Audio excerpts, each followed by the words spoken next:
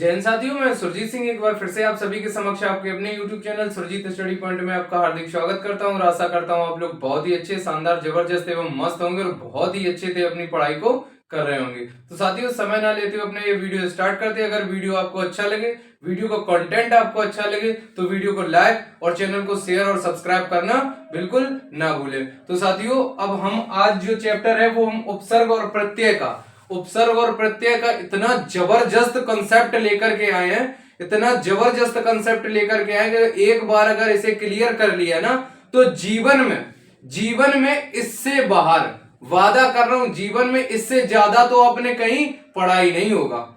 Guarantee है, कोई भी बुक्स में देख लेना नहीं मिलेगा, क्योंकि बहुत प्रयासों से इधर उधर से बहुत ही अच्छे से कंटेंट इकट्ठा किया है और वही हमने आप लोगों के सामने बहुत ही अच्छा कंटेंट लेकर के आए हैं। तो अगर वीडियो को ये बाद में अच्छा लगे तो जरूर कमेंट करके बताएं कि कैसी रही आज की क्लास। तो आइए सीधा अपने डायरेक्ट टॉपिक पर बात करते हैं। ठीक है, तो उपसर्ग और प्रत्यय। तो उपसर्ग और प्रत्यय होते क्या है, इनके बारे में जानेंगे। फिर कितने कितने होते हैं, ठीक, पूछ लिए जाते हैं कि हिंदी में उपसर्ग कितने होते हैं, ठीक, और पूछ लिए जाते हैं संस्कृत में उपसर्ग कितने होते हैं और विदेशी उपसर्ग कितने होते हैं। ठीक है, तो ये चीज हम लोगों को सब कुछ पढ़ना। फिर प्रत्यय कैसे कैसे बनते हैं, उनका निर्माण कैसे कैसे होता है, बहुत ही अच्छे से ये वाला चैप्टर हम लोग समाप्त कर रहे होंगे। ठीक है, तो आज हम लोग पढ़ेंगे उपसर्ग के बारे में।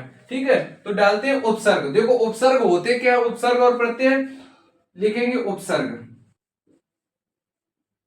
तो देखो उपसर्ग क्या होते हैं, उपसर्ग वे शब्दांश, यानी कि सीधी सी बात, उपसर्ग जो होते हैं वो क्या होते हैं, शब्दांश।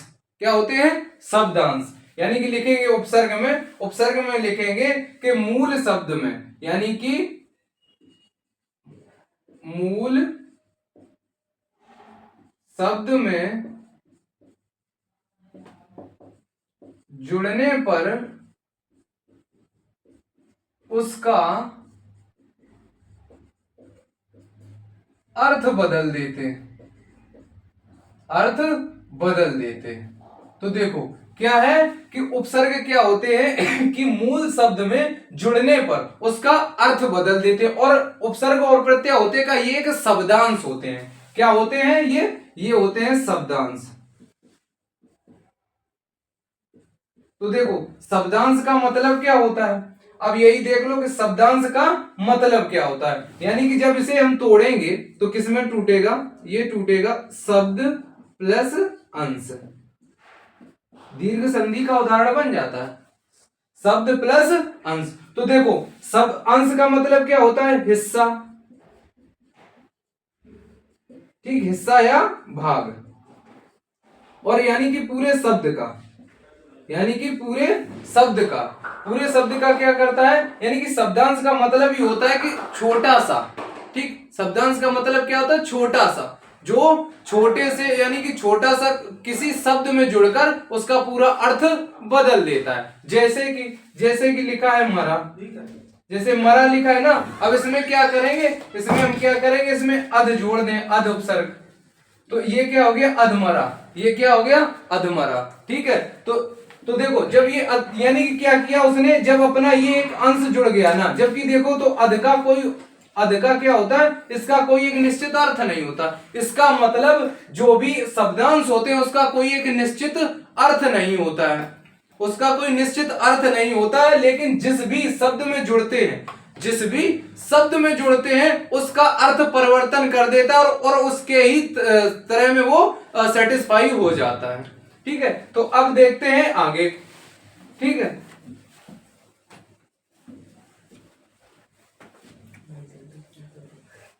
अब क्या आते हैं कि यानी कि अब ये देखेंगे कि उपसर्ग और प्रत्यय शब्द में जुड़ते कहां हैं, ये भी बात हो जाती है। तो देखो उपसर्ग क्या होते हैं, उपसर्ग क्या होते हैं,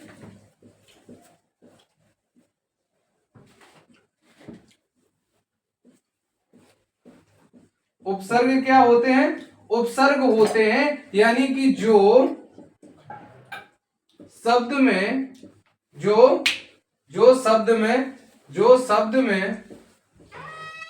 यानी कि जो शब्द के काय में जुड़ता है, शब्द के आगे जो शब्द के आगे जुड़ता है और आगे जुड़ने पर पूरे शब्द का, यानी कि जो पूरा शब्द लिखा होगा उसका अर्थ बदल देता है। ठीक है ना, यानी कि जो शब्द होता है उसका पूरा अर्थ बदल देता है। और प्रत्यय कहां लगते हैं ये भी देख लो, तो इसका जस्ट अपोजिट होता है प्रत्यय। प्रत्यय कहां लगते हैं, यानी कि शब्द के पीछे लगने वाले शब्दांश, लगने वाले शब्दांश। तो देखो शब्द के पीछे लगने वाले शब्दांश जो होंगे वो क्या होंगे, वो प्रत्यय होंगे। ठीक है ना, वो क्या होंगे, वो प्रत्यय होंगे। तो ये आप लोगों को बहुत ही अच्छे से क्लियर हो गया होगा। ठीक, अब देखते हैं आगे।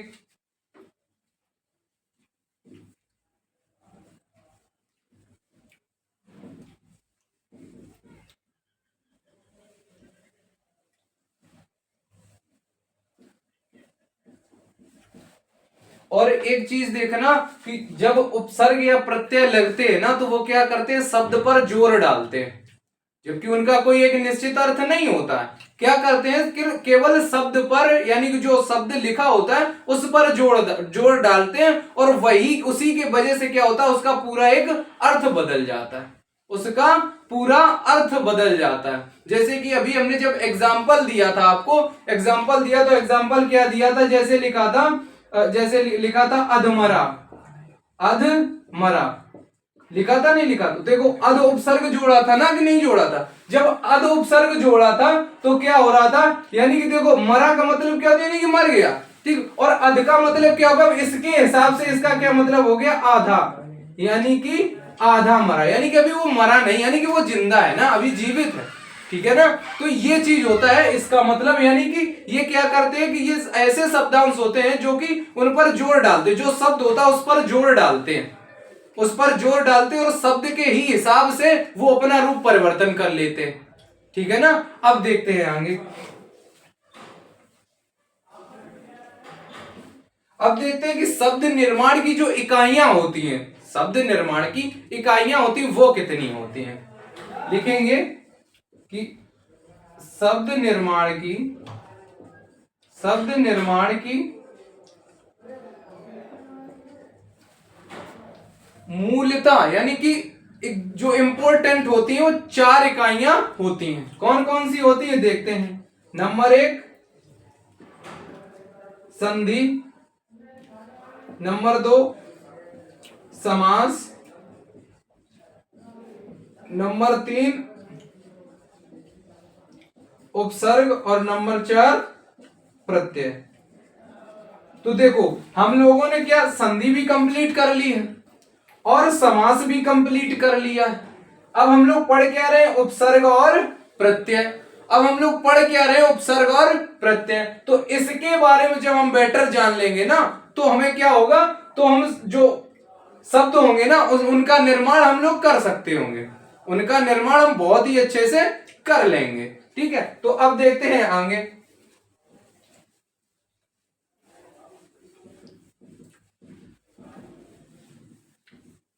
और एक इंपॉर्टेंट पॉइंट करके लिख लो, इंपॉर्टेंट पॉइंट करके लिख लो कि एक ही यानी कि एक ही मूल शब्द के, एक ही मूल शब्द के साथ एक से अधिक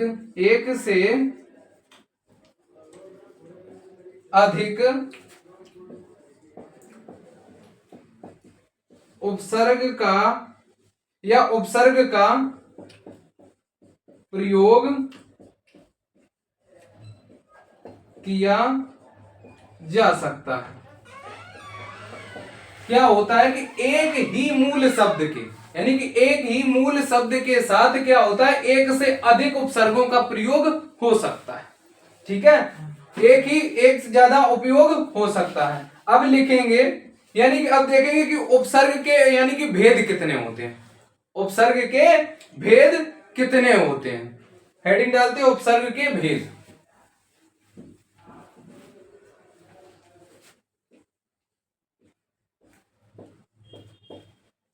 उपसर्ग के भेद। तो देखो उपसर्ग के मूलतः 3 भेद होते हैं। उपसर्ग के मूलतः 3 भेद होते हैं और वो कौन कौन से होते हैं लिखते हैं। नंबर एक लिखते हैं हिंदी के उपसर्ग। हिंदी के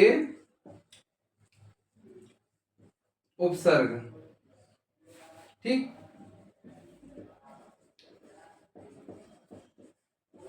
और नंबर 2 लिखते हैं संस्कृत के उपसर्ग।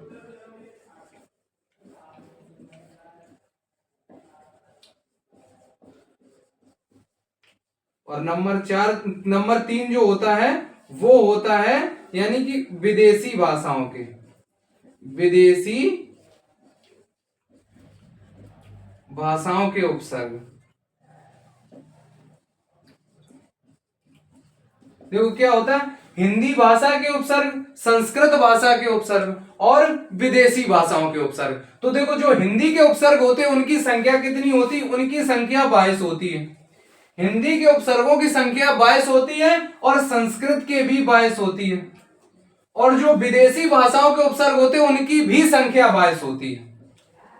तो इसे याद करने में आप लोगों को कोई प्रॉब्लम नहीं आएगी, क्योंकि अगर पूछा जाए ना कि उपसर्ग के भेद कितने होते हैं, वो तो 3 होते हैं। कौन से होते हैं? नंबर 1 होता है हिंदी के उपसर्ग, नंबर 2 होता है संस्कृत के उपसर्ग और नंबर 3 जो होता है विदेशी भाषाओं के उपसर्ग। और इनकी संख्या जो होती है वो होती है 22। पहली बात, ये पेपरों में पूछा नहीं गया अभी तक, हो सकता है बाई चांस अगर पूछ दिया जाए, तो इसलिए हम लोग पहले से ही उसे कंप्लीट करके एकदम चलेंगे, जिससे आने वाले समय में कोई भी प्रॉब्लम ना हो। एग्जामिनर कुछ भी पूछे बस एक बार में टिक लगा दो कि मुझे तो भैया ने पहले से ही पढ़ा रखा है, ये मुझे भैया ने पहले से ही ये पढ़ा रखा है। तो अब देखते हैं आगे, जैसे कि लिखेंगे, हेडिंग डालो संस्कृत के उपसर्ग, हेडिंग डालो संस्कृत के उपसर्ग।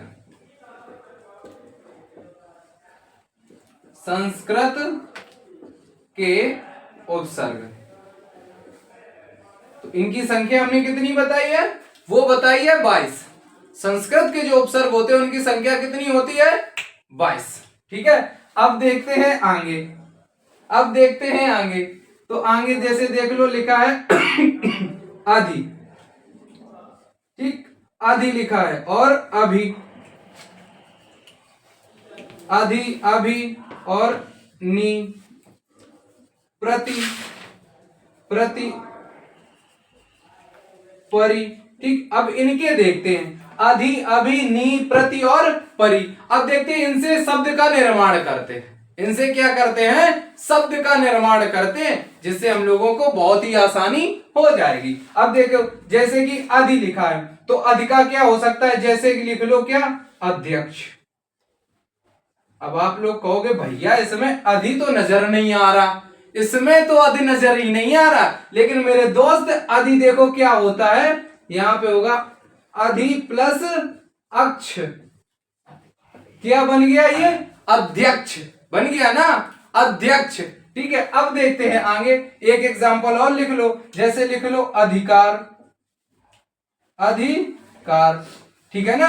अधिकार और अध्यक्ष, ऐसे ही जितने भी और वर्ड बना सकते हैं वो हम लोग बना सकते हैं, वो हम लोग बना सकते हैं। अब देख लो जैसे अभी है, अब अभी है तो इससे क्या बनाएंगे, देखो क्या बन जाएगा, अभिमान बन जाएगा कि नहीं बन जाएगा, अभी उपसर्ग आ रहा है ना, अभी, ठीक, अभिमान, ठीक। और जैसे देख लो अभिलाषा, अभिलाषा, और भी एक देख लो जैसे लिखा है अभियोग, अभियोग, ठीक। तो जितने भी वर्ड हो सके वो अपनी तरफ से क्या करना, उनको डिनोट कर लेना, जितने भी और भी वर्ड बना सकते हो। ये सिर्फ हमने क्या किया, ये सिर्फ इतना किया कि आप लोगों को बता दिया कि यानी कि शब्दों का निर्माण हम लोग कैसे कर सकते हैं, शब्दों का निर्माण हम लोग कर कैसे सकते हैं, सिर्फ ये बता दिया। ठीक, अब देखते हैं जैसे नी लिखा है, नी लिखा तो देखो इसका क्या बनाएंगे, जैसे लिखा है, अब देखो यहां पे बना देंगे जैसे निबंध, निबंध लिखा तो इसमें देख लो उपसर्ग क्या है, नी उपसर्ग है कि नहीं है, नी, ठीक। और देख लो जैसे लिखा है निबंध और निदान लिख लो, निदान, निदान और लिख लो निडर, और लिख लो निडर। और जितने भी हम लोग बना सकते हैं ना, जितने भी हम लोग बना सकते हैं ना, वो और भी हम अपने कॉपी में क्या करेंगे, उन्हें हम नोट कर लेंगे, उन्हें हम अपनी कॉपी में नोट कर लेंगे। अब देखते हैं जैसे लिखा है प्रति, प्रति लिखा तो प्रति का क्या बनाएंगे वो देख लो। जैसे बना दिया प्रतिध्वनि, प्रतिध्वनि, ठीक, प्रतिध्वनि बना दिया। और क्या बनाएंगे, और क्या बना सकते हैं, और बना सकते हैं प्रतिशत। क्या बना सकते हैं, प्रतिशत, प्रतिशत, ठीक। और भी देखो प्रतिशत बना सकते हैं, और क्या बना सकते हैं, और क्या बना सकते हैं, दीपक भैया बता रहे प्रत्येक और बना सकते हैं। क्या बना सकते हैं, प्रत्येक। अब इसमें कहोगे कि भैया यार बता तो दिया प्रत्येक, लेकिन प्रत्येक कैसे बनाया, तो देखो ये ऐसे बनता है, जब इसे हम तोड़ेंगे तो किसमें टूटेगा, प्रति प्लस एक, प्रति प्लस एक, ठीक है ना। तो ये आप लोगों को समझ में आ रहा होगा, ठीक है। और ये बात हमेशा याद रखना, जो ये शब्द होते हैं ना, इन्हें बहुत ही अच्छे से पॉइंट करना, क्योंकि यही ज्यादा पूछे जाते हैं एग्जाम में। क्यों पूछे जाते हैं, वो इसलिए पूछे जाते हैं क्योंकि इनमें तो सीधा सीधा दिखाई दे रहा ना कि कौन सा उपसर्ग है, इनमें कौन सा उपसर्ग है। वो छुपे हुए उपसर्गों को ज्यादा पूछता है। किन उपसर्गों को ज्यादा पूछता है, छिपे हुए उपसर्गों को ज्यादा पूछ रहा है। तो इसलिए क्या करना होगा हमें, इसलिए हमें क्या करना होगा, इसलिए एक बात याद रखना, जो भी छिपे हुए उपसर्ग होते हैं ना, छिपे हुए उपसर्ग हो गए, उनपे बहुत ज्यादा काम करना है हम लोगों को, ठीक है ना। तो उस हिसाब से हम लोगों को सिर्फ छिपे हुए उपसर्गों को ढूंढ ढूंढ के अपने कॉपी में क्या करना है, नोट करना है, ठीक है। अब देखते हैं आगे, जैसे लिखा है परि, तो देखो परि का क्या हो जाएगा, परि का क्या हो जाएगा, जैसे लिखो पर्यटन, पर्यटन, ठीक, पर्यटन। अब ये कहोगे भैया आपने पर्यटन लिखवा दिया, इसमें तो पर्यटन है, इसमें परि तो नजर ही नहीं आ रहा। तो देखो क्या होता है इसका, देख लो इसमें क्या होता है, परि प्लस अटन, क्या होता है, परि प्लस अटन। और अटन का मतलब क्या होता है, यानी कि भ्रमण करना, यानी कि परि का मतलब क्या होता है, चारों ओर, और अटन का मतलब क्या होता है, भ्रमण करना, यानी कि चारों ओर भ्रमण करने वालों को क्या कहते हैं, पर्यटक बोलते हैं ना, बोलते हैं पर्यटक बोलते हैं। तो वैसे ही क्या होता है कि इन्हें पर्यटन बोलते हैं, यानी कि चारों ओर भ्रमण करना, ठीक है ना।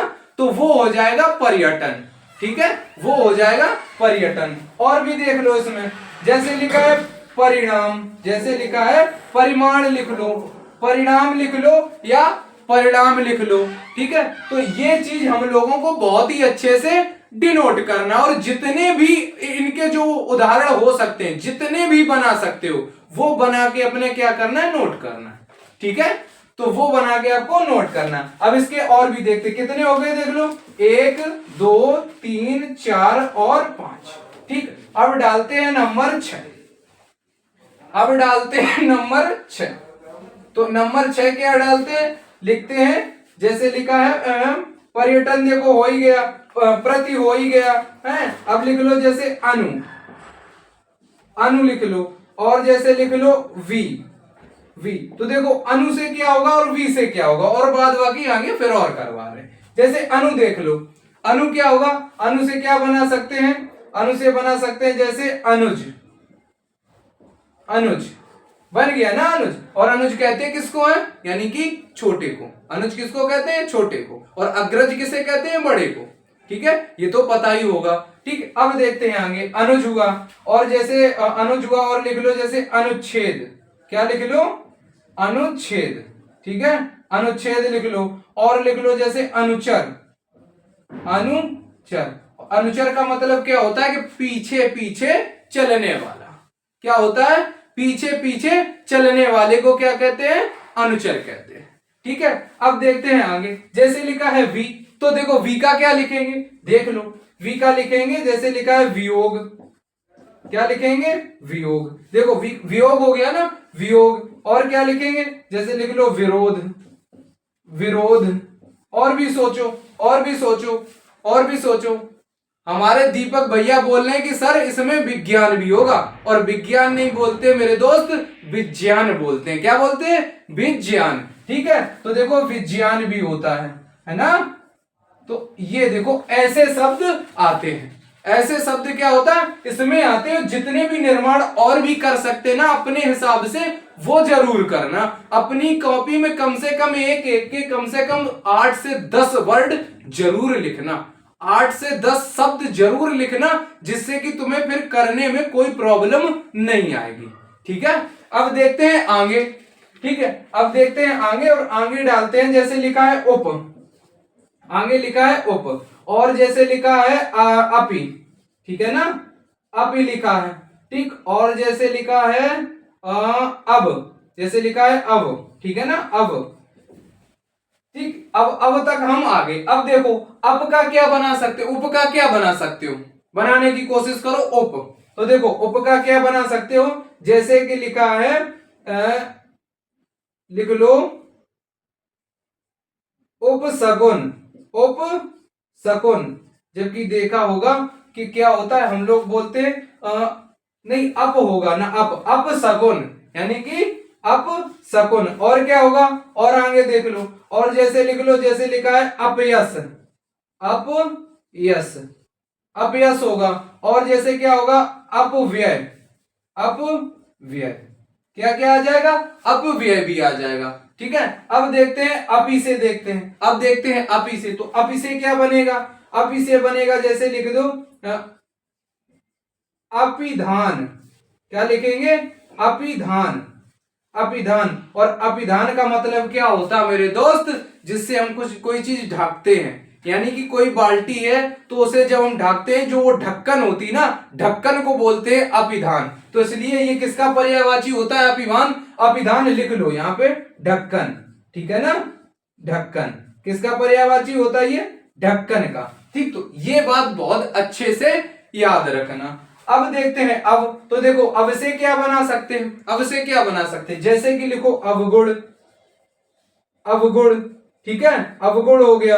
और लिख लो जैसे लिखा अवमूल्यन, अवमूल्यन, ठीक, अवमूल्यन हो गया।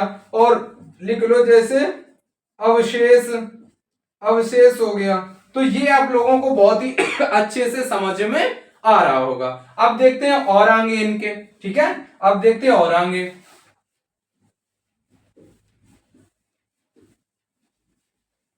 अब देख लो लिखा है जैसे, जैसे लिखा है सु, ठीक है, लिखा है सु, और लिखा है क्या आ, सु हुआ, आ हुआ, और कौन आएगा, और आएगा उप, उप आएगा, और क्या आएगा प्रा, और क्या आएगा दुर। ये बहुत अच्छे से याद रखना, ये कौन सा वर्ड होता है, आधा वाला, ठीक है, जिसमें क्या होता है नीचे, नीचे जिसमें हलंत लगा हो, दुर हुआ। ठीक, और दुर के बाद क्या आ जाएगा, दुर के बाद क्या आ जाएगा, जैसे निर, निर हुआ। ठीक, तो ये चीज अब इतने, इनसे इतने भी बनाते हैं। जैसे हुआ सु, तो देखो सु का क्या हम बना सकते हैं, जैसे लिखा है सुपुत्र, क्या बना सकते हैं, सुपुत्र हुआ। और क्या बना सकते हैं, जैसे लिखा है सुकर्म, सुकर्म। तो देखो अब ये बताओ, जो भी हम बताया था ना इसका कोई निश्चित अर्थ नहीं होता है। अब देख लो जैसे इसमें पुत्र में जोड़ दिया सु, पुत्र में सु जोड़ दिया, तो इससे देखो क्या बन गया, सुपुत्र, यानी कि पुत्र कैसा है, अच्छा है। अगर इसी में क्या करें, हम इसमें कु जोड़ दें, कु जोड़ दें, तो कु का क्या हो जाएगा, कुपुत्र हो जाएगा ना, हो जाएगा कुपुत्र हो जाएगा। फिर ये कहो भैया कुपुत्र का मतलब सीधा क्या हो जाता है, यानी कि बुरा, बुरा पुत्र हो जाता है ना। यानी कि क्या होता है कि उपसर्ग का खुद का कोई अर्थ नहीं होता है, खुद का कोई अर्थ नहीं होता। जिस शब्द के साथ जुड़ते हैं ना, जिस शब्द के साथ जुड़ते हैं उन्हीं के हिसाब से वो अपना रूप धारण कर लेता है। अब देखिए जैसे सुकर्म लिखा है, और भी याद करो, और भी याद करो, जैसे लिख लो सुपात्र, सुपात्र हुआ। और भी जितने आप लोग बना सकते हैं वो बना सकते हैं। ठीक है, अब देखते हैं जैसे लिखा है आ, तो देखो आ का क्या हम कर सकते हैं, जैसे लिख लो आरक्षण, आरक्षण, ठीक, आरक्षण हुआ। और जैसे लिख लो आवास, आवास। और लिख लो एक आध याद आ रहा हो, आवास, आजीवन, आजीवन। तो देखो ये कैसे बन रहे हैं, इसमें क्या उपसर्ग जुड़ रहा है, आ। क्या जुड़ रहा है, आ। क्या जुड़ रहा है, आ, यानी कि आरक्षण, आवास और आजीवन। ठीक है ना। अब देखते हैं उपसे बना के देखते हैं, उपसे बना के देखते हैं। तो उपसे कौन कौन से बनेंगे, जैसे देख लो, लिख लो उपग्रह। क्या लिखोगे, उपग्रह। ठीक है, उपग्रह हुआ। और जैसे लिख लो उपवास, उपवास। उपवास का मतलब क्या होता है, जो नवरात्रों में व्रत रहते हैं। ठीक है, नवरात्रों में व्रत रहते हैं। और भी कोई भी फंक्शन वो होता है ना, जब त्योहार, हे भोले बाबा मेरे अगले वर्ष में या अगले महीने में जॉब लग जाए, पढ़ेंगे लिखेंगे नहीं भोले बाबा। ठीक है, यानी कि सीधी सी बात एक होती है कि मेहनत भी बहुत जरूरी होती है, पढ़ाई के साथ साथ मेहनत भी करो। और मेहनत के साथ जब भगवान को मानोगे ना, तब भगवान कहेंगे यार मेहनत इसने बहुत की और इसके हिसाब से इसे फल देना चाहिए। ठीक है, तब फल मिलता है। अब देखते हैं आगे, जैसे अब लिखा है प्रा। ठीक है, अब लिखा है प्रा, तो देखो प्रा से क्या बनेगा, प्रा से बनेगा, जैसे लिख लो प्रचार, प्रचार। ठीक है, प्रचार हुआ। और लिख लो प्रसार, प्रसार हुआ।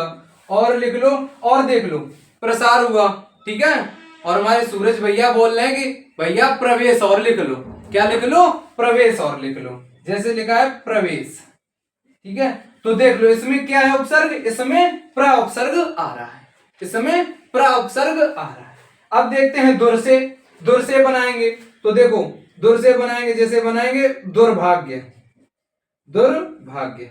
अब ये कहोगे आप लोग कि भैया आपने दुर्भाग्य लिखवा दिया, आपने दुर्भाग्य लिखवा दिया, और इसमें दुर तो कहीं समझ में नहीं आ रहा, इसमें दुर तो कहीं समझ में ही नहीं आ रहा। तो देखो वो ये होता है मेरे दोस्त, क्या होता है, दुर प्लस भाग्य। क्या होता है, दुर प्लस भाग्य, बन गया ना दुर्भाग्य, ये होता है। और देख लो आगे, दुर्भाग्य हुआ जैसे, और लिख लो जैसे दुर्लभ, दुर्लभ। ठीक है ना, तो ये हमारे एकदम बहुत ही अच्छे से क्लियर हो जाते हैं उपसर्ग। अब देखते हैं, जैसे लिखा है निर, तो देखो निर से क्या बना सकते हैं, जैसे बना लो निरपराध, निरपराध। ठीक, निरपराध बना दो भाई साहब, निरपराध होता ना कि निरापराध। ठीक है, निरपराध ही शुद्ध होता है। क्या शुद्ध होता है, निरपराध। देखो निरपराध हुआ, और सोचो निरपराध और निर्बल, क्या हुआ, निर्बल। तो निर्बल का क्या बन जाएगा, देख लो निर्बल का क्या बन जाएगा, निर प्लस बल। ठीक है ना, निर प्लस बल। तो अब देखते हैं और आगे। ठीक है, निर्बल हो गया। ठीक है, अब देखते हैं दुस। अब क्या देखते हैं, दुस, दुस हुआ। और दुस के बाद क्या आएगा, निस। अभी निर पढ़ चुके ना, अब आएगा निस। ठीक, और आएगा उत, उत। और क्या आएगा, उत। और आएगा सम, सम। और क्या आएगा लास्ट, ये आएगा परा। कितने हो गए, ये हम लोगों को एकदम पूरे पूरे 22 हो जाएंगे। ठीक है, अब देखते हैं दुस्से बनाते हैं, दुस्से बनाते हैं। तो देखो दुस्से बनाना स्टार्ट करते हैं, जैसे लिख लो, जैसे लिख लो, क्या लिख लो, दुस्साहस, दुस्साहस। भैया यही शुद्ध लिखा है। ठीक है, दुस्साहस। तो ये देखो हलंत लगा, यानी कि सा कैसा है, आधा, इसमें क्या लिखा है, आधा। ठीक है, दुस्साहस। और एक चीज याद रखना, सा कोई सी भी हो वो आ जाती है, सा कोई सी भी हो इसमें आ जाती है। ठीक है, दुस्साहस हुआ। और दुस्साहस के बाद, दुस्साहस के बाद लिख लो दुष्परिणाम, दुष्परिणाम। अब आप लोग इसमें कंफ्यूजन होते ना कि इसमें भैया ये दंत सा है और इसमें ये वाली सा है, तो हम इसका क्या करें। इसका सीधा सा बात यही रीजन होती है कि ये दुस वाले जो होते हैं ना, ये सब किस में आते हैं, यानी कि जो सा होती है ना, ये तीनों सा में लिखे हो सकते हैं, ये तीनों सा में लिखे हो सकते हैं। बिल्कुल कोई घबराने की कोई जरूरत नहीं है, ये तीनों इसमें आ सकते हैं। जैसे कि एक और लिख लो, एक और लिख लो, दुस्साहस हुआ, दुष्परिणाम हुआ, और जैसे लिख लो दुस्शासन, दुस्शासन। ठीक है,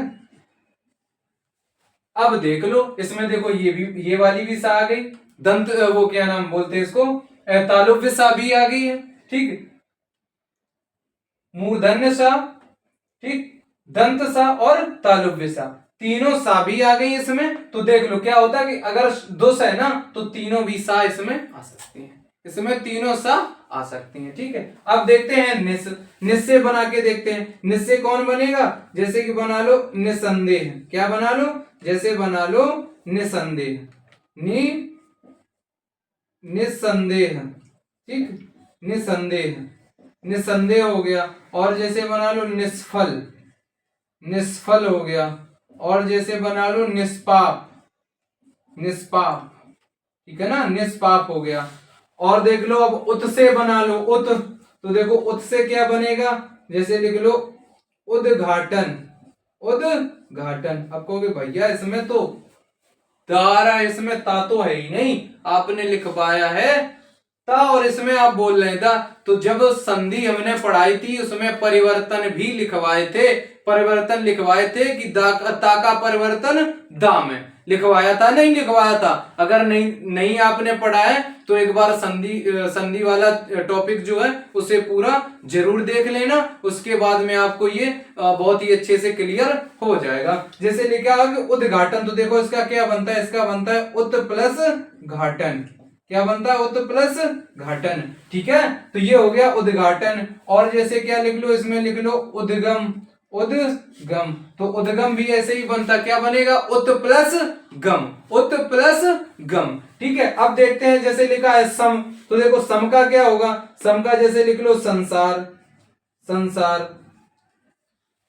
अब कहोगे भैया इसमें तो यार सम नजर ही नहीं आ रहा, सम तो नजर ही नहीं आ रहा, लेकिन मेरे दोस्त एक बात याद रखना, सम क्या होता है, यानी कि ये जब टूटेगा किस में टूटेगा, सम प्लस सार, सम प्लस सार क्या बन जाएगा, संसार। ठीक है, क्या बन जाएगा, संसार बन जाएगा। अब देख लो और इसमें देख लो, जैसे हो गया संतोष, क्या हो जाएगा इसमें, संतोष। तो जब संतोष हम लिखेंगे, जब संतोष लिखेंगे और इसे जब तोड़ेंगे तो क्या बन जाएगा, ये भी बन जाएगा सम प्लस तोष, सम प्लस तोष। अब लास्ट बचा है, वो बचा है परा। ठीक है, तो अब देखते हैं परा कैसे बनेगा, तो परा बनेगा जैसे लिख लो परामर्श, क्या लिख लो, परामर्श। ठीक है, परामर्श हो गया। और क्या हो गया, जैसे लिख लो पराभव, पराभव। और लिख लो पराजय, क्या लिख लो, पराजय। ठीक है ना, तो ये हमारे कितने हुए टोटल, 22 हम लोगों ने संस्कृत के उपसर्ग पूर्णतया समाप्त कर लिए हैं। ठीक है, तो अगली हेडिंग क्या डालेंगे, अगली हेडिंग डालेंगे कि अंग्रेजी के उपसर्ग, अंग्रेजी के उपसर्ग, या अंग्रेजी लिख लो और या मेरे दोस्त लिख लो इसमें विदेशी भाषाओं के, विदेशी भाषाओं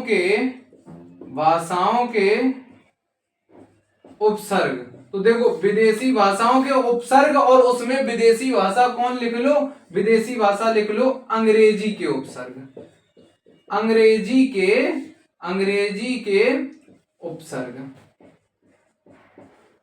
ठीक है ना, जो अंग्रेजी के उपसर्ग होंगे, अंग्रेजी के उपसर्ग और हिंदी के उपसर्ग जो बचे हैं इन्हें एक वीडियो में समाप्त करेंगे, और फिर लास्ट वीडियो बनेगा वो बनेगा पूरा प्रत्यय का, प्रत्यय एक ही वीडियो में पूरा हम लोग समाप्त कर रहे होंगे। ठीक है, तब तक के लिए आप लोगों से विदाई लेते हैं। ठीक है, जय हिंद, जय मां सरस्वती।